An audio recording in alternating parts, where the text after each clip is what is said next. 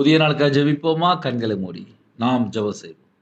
எங்களை அதிகமாய் நேசிக்கிற அன்பு இந்த பரிசுத்தமுள்ள நல்ல பிதாவே, உம்மை நன்றியோடு துதிக்கிறோம், ஸ்துதிக்கிறோம். அப்பா, எங்களோட நீங்க பேசியிருக்கிறீங்க, நன்றி. நீங்கள் ஆத்துமாவுக்கு விரோதமா போர் செய்கிற மாம்ச இச்சைகளை விட்டு விலகி வாழ சொல்லியிருக்கீங்கப்பா. அதற்காக ஸ்தோத்திரம். எங்க வாழ்க்கை கிறிஸ்துவனுடையவர்கள் தங்கள் அதன் ஆசை இச்சைகளையும் சிலுவையில் அறைந்திருக்கிறார்கள். மாம்சத்தின் ஆசை இச்சைகளையும் சிலுவையில் அறைந்திருக்கிறார்கள். எங்களுக்கு அந்த கிருபை தாங்க, உங்களுடைய வல்லமையால் நிரப்புங்க. ஜெப அபிஷேகம் தாங்க, தியானிக்கிற அபிஷேகம் தாங்க, துதிக்கிற அபிஷேகம் தாங்க. இந்த நாளில் யாரெல்லாம் பிறந்த நாள், திருமண நாள் கொண்டாடுறாங்களோ கர்த்தருடைய கரம் பிள்ளைகளை தொட்டு ஆசீர்வதிக்கட்டும்.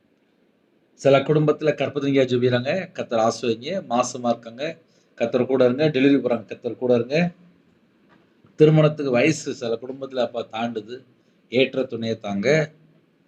படிக்கிற பிள்ளைகள் கர்த்தருக்கு பிரியமானபடி வாழணும். கர்த்தர் கிருபை செய்யுங்க. திருமணம் முடிந்ததுக்கு அப்புறம் எங்கெல்லாம் குறைகள் இருக்கோ குறைகளை மன்னித்து ஆசீர்வதிங்க.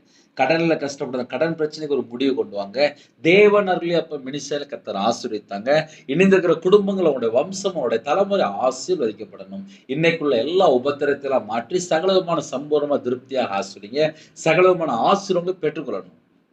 வெளியில யாரெல்லாம் புறப்படுறாங்களோ, கம்பெனி யாரெல்லாம் போறாங்களோ, வியாபாரத்துக்கு யாரெல்லாம் போறாங்களோ, வேலைக்கு யாரெல்லாம் போறாங்களோ, கவர்மெண்ட் ஸ்டாஃப் யாரெல்லாம் ஜெபிக்கிறாங்களோ, எல்லாரையும் கர்த்தர் கூட இருந்து ஆசீர்வதிங்க. சரீரத்துல பலவீனத்தோடு படுத்த படுக்கையில ஹாஸ்பிட்டல் எந்த குடும்பத்துல இணைந்திருக்காங்களோ, அந்த குடும்பத்துக்கு கர்த்தர் பூரண சுகம், பூரண தீர்காயுசு தாங்கப்பா. பரிபூர்ணமா சுகமாக்கி தாங்க. உங்களுடைய தலைமுறை கரத்தினால தொட்டு சுகமாக்கி தாங்க. இந்த நாளை ஆசீர்வதித்தாங்க. உமக்கு பிரியமானபடி நாங்க வாழணும். எங்களோட ஆவி, ஆத்துமா, சரீரம், சிந்தனை, நினைவு எல்லாம் உங்களுடைய ஜீவன்ல அர்ப்பணிக்கிறோம். கர்த்தர் பொறுப்படுத்துகிறோம். துதிகான மகிமை எல்லாம் ஒருவருக்கே செலுத்தினோம். இயேசு கிறிஸ்துவின் பிதாவே, ஆமென். தேவனுக்கே மகிமை உண்டாதாக. கர்த்தர் தாமே உங்களையும் உங்கள் குடும்பத்தில் சகல காரியத்திலும் சம்பூர்ணமா திருப்தியா கர்த்தர் கொடுத்து ஆசீர்வதிப்பாராக. ஆமென். God bless you.